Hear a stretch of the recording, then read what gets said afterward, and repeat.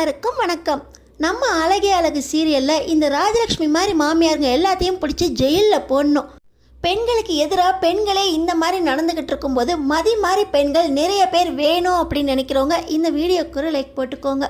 So பார்த்தீங்கன்னா நம்ம அழகு மலர் மாமியார் கூப்பிட்றாங்க அப்படின்னு விழுந்தடிச்சு ஓட அத்தை தானே கூப்பிட்றாங்க, கொஞ்சம் பொறுமையாக போனால் கூட தப்பு இல்லை, இப்படி ஏன் விழுந்தடிச்சு ஓடுறீங்க அப்படின்னு நம்ம அழகுமதி மலர்கிட்ட சொல்ல இந்த சுரேஷ் இவ பேச்செல்லாம் கேட்காதீங்க அப்படின்னு சொல்கிறாரு. ஆனால் நம்ம மதி எச்சரித்த மாதிரியே பக்கத்தில் டேபிளில் ஒரு சொம்பில் இருக்க தண்ணியை கூட நம்ம மலர் கிச்சன்லேருந்து வந்து இந்த ராஜலக்ஷ்மிக்கு எடுத்து கொடுக்கணுமா. இதுக்கு தான் கூப்பிட்டீங்களா அத்தை அப்படின்னா, ஆமாம் இதுக்கு தான் கூப்பிட்டேன், தண்ணி குடிச்சிட்டேன்ல, இந்த சொம்பை வாங்கி பக்கத்தில் வைய அப்படின்னு சொல்லி இதுக்கு நம்ம மலரை கூப்பிட்ருக்காங்க இந்த ராஜலக்ஷ்மி. இதில் 4 தடவை கூப்பிட்டு இப்போ தான் வந்து நிற்கிறா அப்படின்னு நம்ம மலரையும் திட்டினாங்க இந்த ராஜலக்ஷ்மி.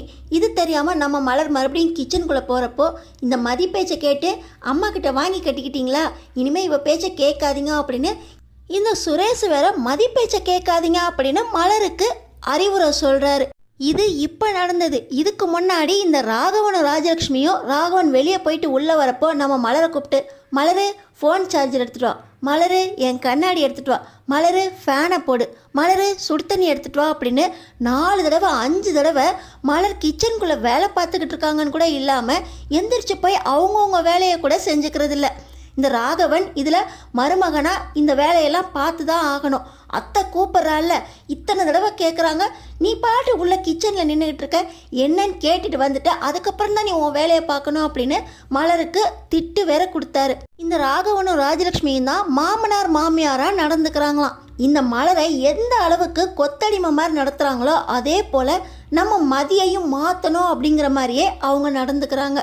நம்ம மதி வேலை செய்யும்போது லேப்டாப்பை மூடி வைக்கிறது, லைட் ஆஃப் பண்ணி வைக்கிறது, இந்த வேலையை செய் அந்த வேலையை செய் அப்படின்னு அப்பப்போ செய்கிறாங்க. ஆனால் நம்ம பதிலடி கொடுத்தா கூட இவங்க அடங்குற பாடில்லை.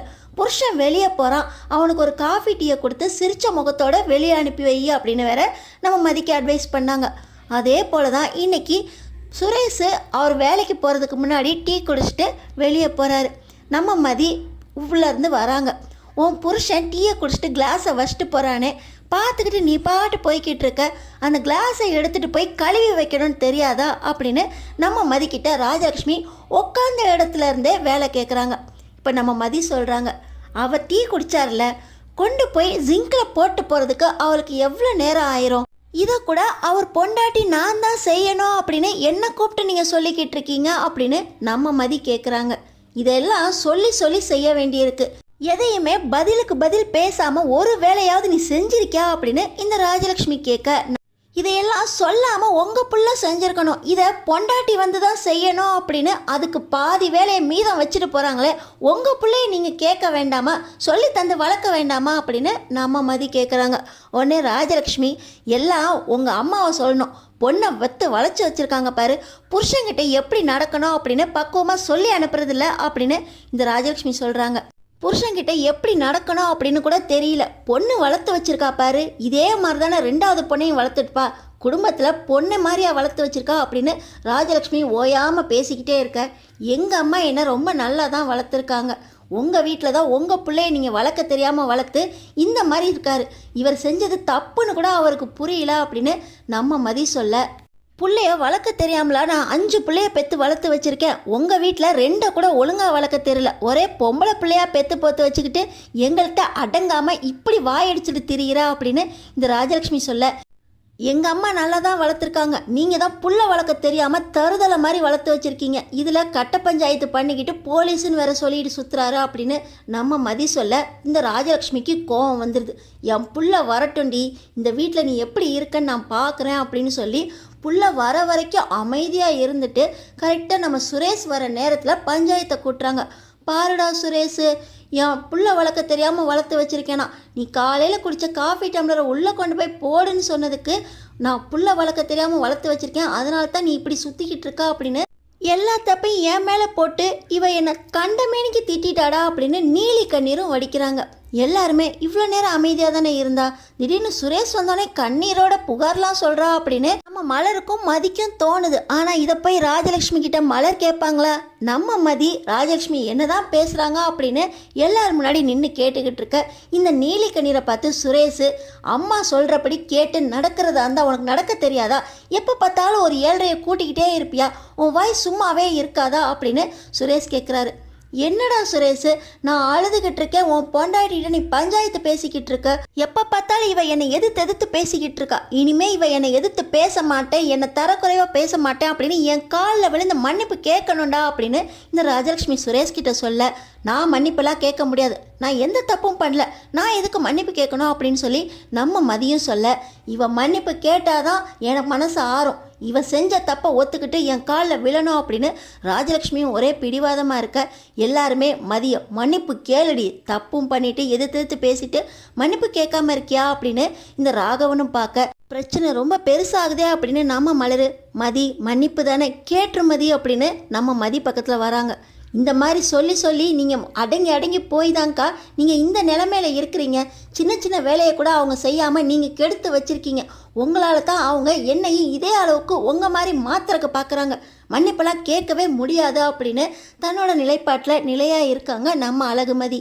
இந்த ராஜலக்ஷ்மிக்கு தான் நினச்சது நடக்க போகுதுன்னு சந்தோஷம். ஒன்று அவள் இந்த வீட்டில் இருக்கணும், இல்லை நான் இந்த வீட்டில் இருக்கணும், ஒரு முடிவு பண்ணுறா அப்படின்னு சொல்ல, நீ இந்த வீட்டில் இருமா, நீ இந்த வீட்டோட மகாராணி, இவன் இந்த வீட்டை விட்டு போகட்டும் அப்படின்னு சொல்லி இந்த சுரேஷ் நம்ம அழகுமதியை கழுத்தை பிடிச்சி வீட்டை விட்டு வெளியே போடி அப்படின்னு துரத்த, நீங்கள் எதுக்கு என்ன தொடணும், நானே இந்த வீட்டை விட்டு போகிறேன், இந்த வீட்டிலலாம் மனுஷால் இருக்க முடியாது அப்படின்னு சொல்லி நம்ம அழகுமதியை இந்த வீட்டை விட்டு போகிறாங்க.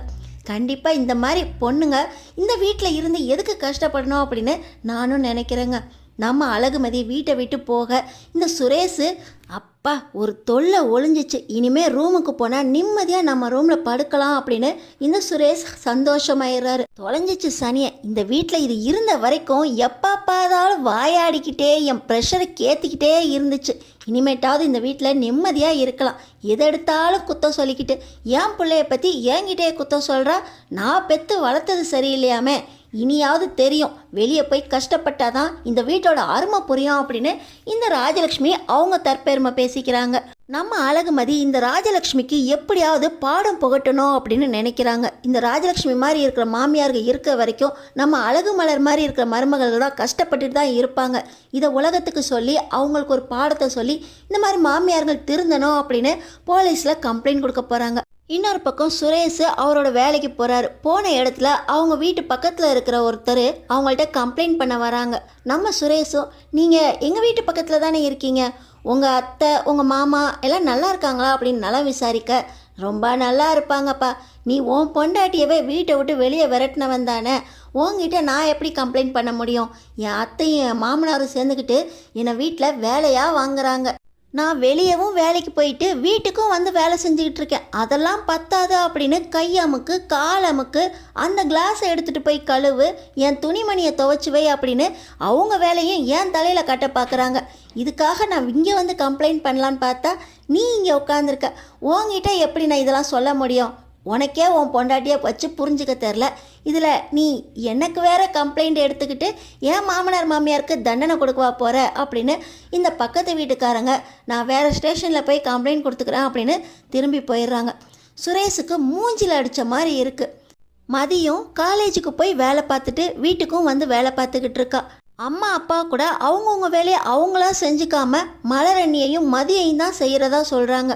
வளர்ப்பு சரியில்லை, அந்த கிளாஸை கொண்டு போய் போடுங்கன்னு சொன்னதுக்கு என்னை வீட்டை விட்டு வெளியே போன்னு சொல்லிட்டாங்க அப்படின்னு மதி எவ்வளவோ சொல்லியும் நம்ம தான் கேட்கல.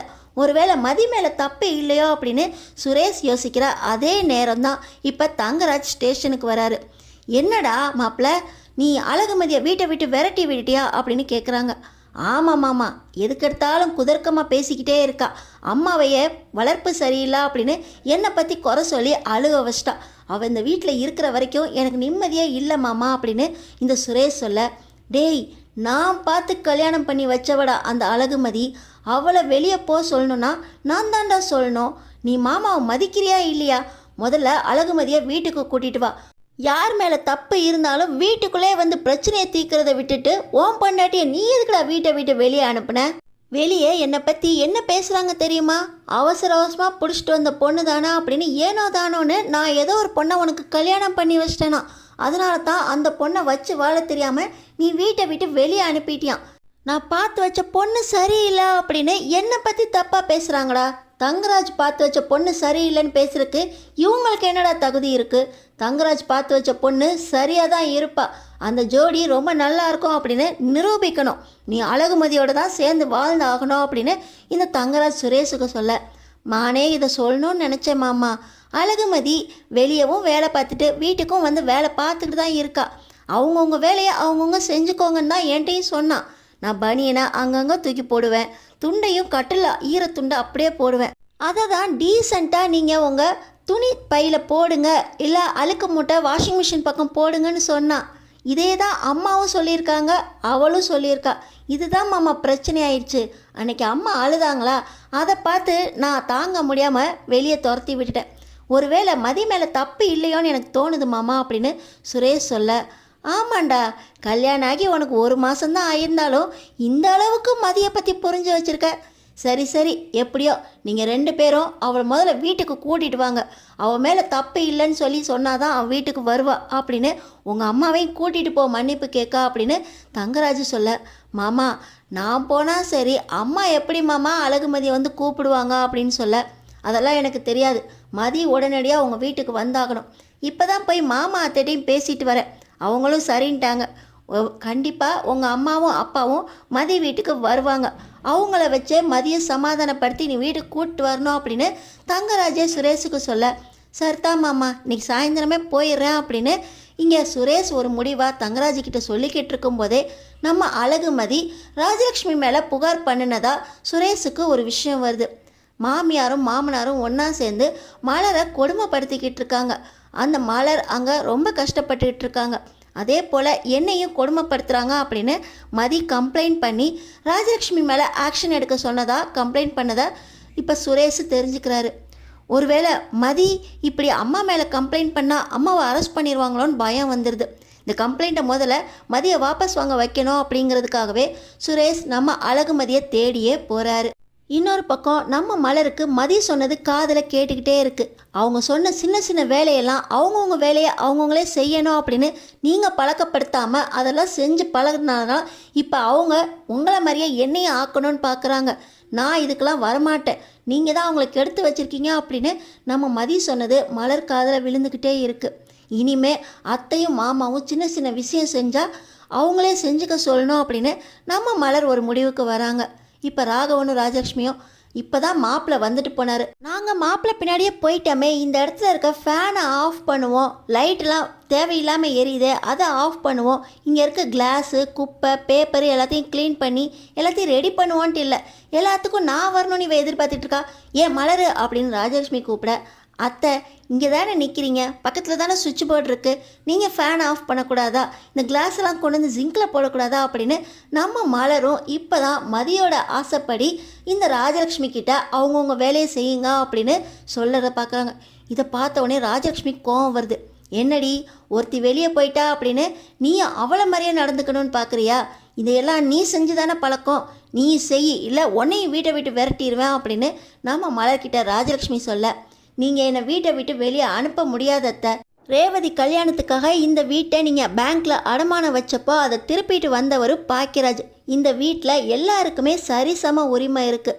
இந்த வீட்டில் தான் நாங்கள் இருப்போம், இல்லை சொத்தை பிரித்து கொடுங்க, பங்கு வாங்கிட்டு நாங்கள் பாட்டு வீட்டை விட்டு போயிடுறோம், நீங்களே இந்த வீட்டில் யார் வேலை செய்கிறாங்களோ அவங்கள செய்ய வச்சுக்கோங்க அப்படின்னு முதல் முறையாக நம்ம மலர் பேச பின்னாடி இருந்து பாக்கியராஜ், மலரு நீயா பேசுறது அப்படின்னு வாயை பொழந்து பார்த்துக்கிட்டு இருக்காங்க.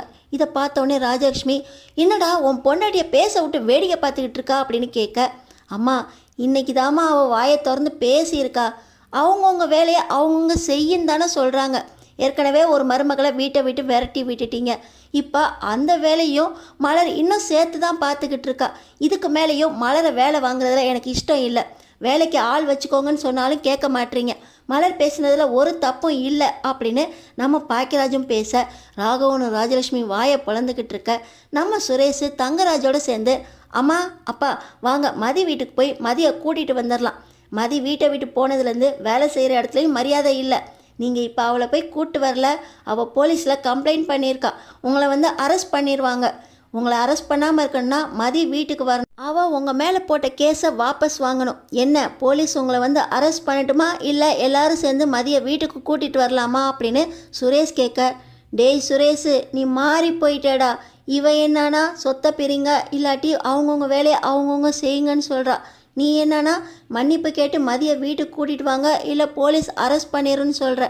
என்ன நடக்குதுன்னே புரியலடா அப்படின்னு நில தடுமாறி போய் ராகவனும் ராஜலக்ஷ்மியும் என்ன செய்யலான்னு யோசிக்க, தங்கராஜ் அத்தை முடிவுக்கு வாங்க அப்படின்னு தங்கராஜ் நெருக்கடி கொடுக்க, ராகவனும் ராஜலக்ஷ்மியும் மனசு திருந்தி நான் மதியை மன்னிப்பு கேட்டு வீட்டுக்கே கூட்டிகிட்டு வந்துடுறேன்டா அப்படின்னு முடிவாக நம்ம மதியை வீட்டுக்கு கூட்டிகிட்டு வராங்க. இந்த மாதிரி ஒரு முடிவு இருந்தால் நல்லாயிருக்கும்னு நினைக்கிறவங்க நம்ம சேனலை சப்ஸ்கிரைப் பண்ணி தொடர்ந்து பாருங்கள்.